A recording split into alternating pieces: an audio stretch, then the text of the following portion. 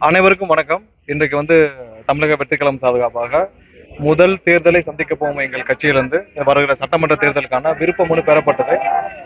ஆஹ் இன்று விருப்ப மனு துவங்கப்பட்டது. ஒரே நாளில் கிட்டத்தட்ட ஒரு 1.5 மணி நேரத்துல 10,000 விண்ணப்பங்கள் விநியோகிக்கப்பட்டது.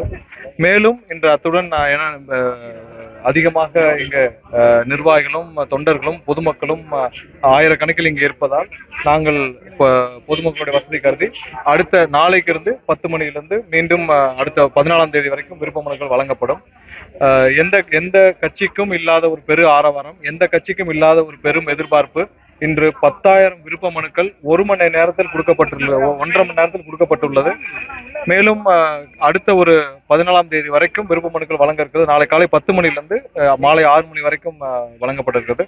தொண்டர்கள் பொதுமக்கள் யார் யாரும் இங்கே வருபவர்கள் உறுப்பினர் அட்டையுடன் வந்து பெற்றுக்கொள்ளவும், ரொம்ப பொறுமையா எடுத்துக்கிறவங்களுக்கான அனைத்து வசதிகளும் உள்ளே பல கவுண்டர்கள் ஏற்பாடு செய்யப்பட்டுள்ளது. பொறுமையா உங்களுடைய வசதிக்கேற்ப அடுத்த ஒரு 7 நாட்கள் 14ஆம் தேதி வரைக்கும் பெற்றுக்கொள்ளவும். எல்லாரும் ஒரே நாள் வர வேண்டியது அவசியம் இல்லை. ஏன்னா காலை 10 மணிலிருந்து மாலை 6 மணி வரை கொடுக்கப்படும். இன்று இத்துடன் அந்த ஒரு 10,000 விண்ணப்பங்கள் கொடுக்கப்பட்டதுடன் நிறுத்தப்பட்டது. ஏன்னா அதுக்கு மேல இங்க தொண்டர்களை நாங்கள் காக்க வைக்க விரும்பவில்லை. அதனால நாளையிலிருந்து துவங்கும் என்று அனைவருக்கும் அறிவிச்சுட்டோம். நாளைக்கு காலையில இருந்து 10 மணிலிருந்து மீண்டும் கொடுக்கப்பட உள்ளது. நாளை காலையில 10 மணிலிருந்து தொண்டர்கள் அடுத்த 14ஆம் தேதி வரைக்கும் இருக்கு. அதனால எல்லாரும் பொறுமையா வாங்கிக்கணும். ஏன்னா எல்லாருடைய எதிர்பார்ப்பு இன்னைக்கு பெரிய ஆச்சரியமான விஷயம் என்னன்னா, பொதுமக்கள் நிறைய பேர், கட்சியில நிர்வாகிகளா இல்லாத பொதுமக்கள் கிட்டத்தட்ட ஆயிரக்கணக்கான பொதுமக்கள் விருப்ப மனுக்களை பெற வந்திருந்தார்கள். அவர்கள் இதுவரை கட்சி நிர்வாகிகளுக்கும் யாருக்கும் தொடர்பு இல்லாத பொதுமக்கள் ஆயிரக்கணக்கானோர் வந்திருந்தாங்க. ரொம்ப ஆச்சரியமாக இருந்தது. கண்டிப்பாக உங்கள் அனைவருக்கும் விருப்ப மனுக்கள் கொடுப்பதற்காக அடுத்த 14ஆம் தேதி வரைக்கும் அலுவலகம் காத்திருக்கிறது. எல்லாரும் பொறுமையா பெற்றுக்கொள்ளணும் வேண்டுகொள்ள.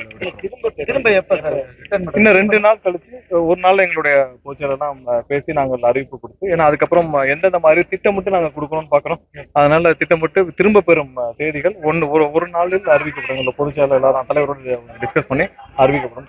சார், இப்ப அதிமுக தலைவர்கள் தொடர்ந்து நேற்று கூட சொல்லியிருக்காரு, விஜய் கருப்பு பணம் வாங்குறாரு, அப்படின்னு சொல்றாரு. இந்த மாதிரியான விமர்சனங்கள் வைக்கப்பட்டுட்டே இருக்கு. அதாவது எங்கள் தலைவர் மீது இவர்களுக்கு எதுவுமே கிடைக்காதனால இந்த மாதிரியான ஒரு சில இல்லாத கலங்கங்களை சொல்லிட்டு இருக்காங்க. அதிமுகவினர் அவங்களுடைய பிரதான எதிரி திமுகன்னு மறந்து 5-6 வருஷமாச்சு. யார் யாரெல்லாம் திமுகவுடைய கைக்கூலிகளா இருக்காங்களோ, திமுகவின் வெற்றிக்கு பாடுபடுகிறார்களோ, அந்த மாதிரியான அதிமுக தலைவர்கள் தான் இன்னைக்கு எங்களை பற்றி பேசிக் கொண்டிருக்கிறார்கள். அவர்கள் எல்லாரும் திமுக பற்றி பேச மறந்து விட்டார்கள். நீங்கள் சொல்லும் ஒவ்வொரு நபரும் மதுரையில எடுத்துக்கிட்டீங்கன்னா அவங்க மூர்த்தியை பத்தி பேசவே மாட்டாங்க, அமைச்சர் மூர்த்தியை பத்தி பேசவே மாட்டாங்க. ஒவ்வொரு இடத்துலயும் பாத்தீங்கன்னா அங்க இருக்கிற திமுக தலைவர்களும் திமுகவுடைய மந்திரிகளும் என்ன செய்யறாங்களோ அதை பத்தி பேச மறந்த அதிமுகவினர் இன்னைக்கு 24 மணி நேரமும் திமுகவிற்கு உதவி செய்வதற்காகவே எங்களை பற்றி மட்டும் பேசிக் கொண்டிருக்கிறார்கள்.